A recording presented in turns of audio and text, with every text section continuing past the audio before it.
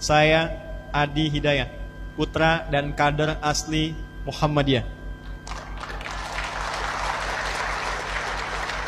Kami dirikan satu institusi pendidikan bernama AIS, Akhyar International Islamic School, yang kami beri contoh dengan memilih 40 orang se-Indonesia.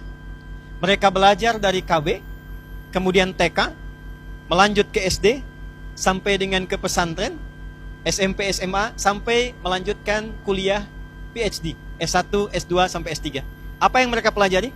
Di poros masjid, mereka menguatkan nilai spiritualnya. STK tidak lulus dari TK, kecuali mereka sudah hafal 5 juz Al-Quran. Mereka sudah paham bagaimana cara masuk masjid, mereka paham bagaimana berdoa saat masuk kendaraan, dan itu secara otomatis keluar. Masuk kendaraan, mereka berdoa. Bertemu orang tua, mereka mendoakan. Keluar dari masjid, sudah mengerti doanya. Masuk SD, mereka sudah hafal 30 juz ketika lulus SD. Di wisuda di Mekah dan Masjidil Haram. Lulus 30 juz ini bukan sekedar paham tentang Quran, tapi juga sudah tertanam dalam diri mereka nilai-nilai dasar pendidikan sesuai dengan harapan dan cita-citanya. Ada yang ingin jadi ulama, maka diberikan pendampingan sesuai dengan nilai keilmuannya. Ada yang ingin jadi arsitek, ada yang ingin jadi diplomat, sampai ada yang ingin jadi presiden. Maka SD lulus 30 juz dan diteruskan kemudian ke pesantren Ma'had Islam Rafia Akhyar yang berada di Banten. Ini akan mendidik mereka selama 6 tahun. Sudah hafal Qurannya, maka diinstallah ilmu pengetahuan yang sesuai dengan cita-cita mereka dan kebutuhan bangsa dan negara. Jadi di sini diajarkan, yang ingin menjadi menteri, maka kurikulum menterinya diturunkan. Maka kita berharap ada menteri perdagangan yang hafal Quran, ada menteri agama yang memang sudah paham tentang Quran, ya. Dan kami turunkan sampai pasal-pasalnya. Ada yang ingin jadi menteri pendidikan, maka diturunkan bagaimana pasalnya, bagaimana kurikulumnya, bagaimana ayat-ayatnya. Termasuk yang ingin jadi dokter, maka dikirimkan di sini, diberikan kurikulum Qurannya, hadisnya, dan ada kelas 400 dokter profesional membimbing mereka selama mereka belajar di pesantren ini.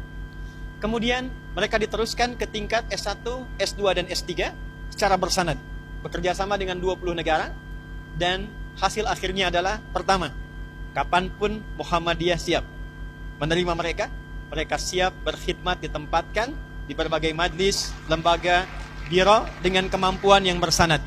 30 juz Quran, paham di bidangnya, ilmunya sudah melekat, dan diabdikan untuk kepentingan bangsa dan negara. Indonesia memanggil, mereka sudah siap dengan ilmunya dan dasar ketaatan spiritualnya. Dunia memanggil, mereka pun siap untuk memberikan kontribusi terbaik sesuai dengan apa yang diharapkannya. Terakhir, sebagai penutup, apa yang kami sampaikan saat ini berkesesuaian dengan harapan besar Negara Kesatuan Republik Indonesia, bahkan tercantum dalam Undang-Undang Sisdiknas nomor 20 tahun 2003.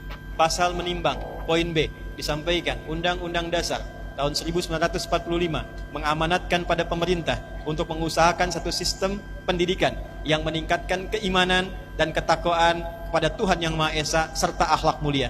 Ini peran kami untuk mewujudkannya. Bagi teman-teman yang di TNI hadir pada saat ini, 7 Sabta Marga, kami warga negara Indonesia yang bersendikan Pancasila.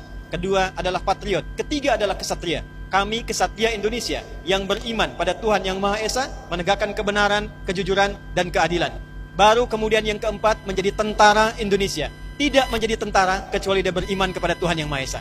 Tidak menjadi tentara kecuali dia menjadi kesatria yang bertakwa. Maka konsep pendidikan berbasis pada Al-Quran dan Sunnah bisa diimplementasikan di militer, bisa diimplementasikan di dunia pendidikan, bisa diimplementasikan di dunia bisnis, kapanpun negara membutuhkan. Khususnya untuk visi emas Indonesia 2045, maka program yang kami gagas insya Allah sudah selaras dengan visi negara, bangsa, Persyarikatan Muhammadiyah. Mudah-mudahan ke depan kita memiliki generasi emas Indonesia yang berkemajuan. Nasrum minallahi wa fathun qarib. Terima kasih atas segala perhatian. Dengan bangga saya ingin tutup dengan satu kalimat. Saya Adi Hidayat, putra dan kader asli Muhammadiyah.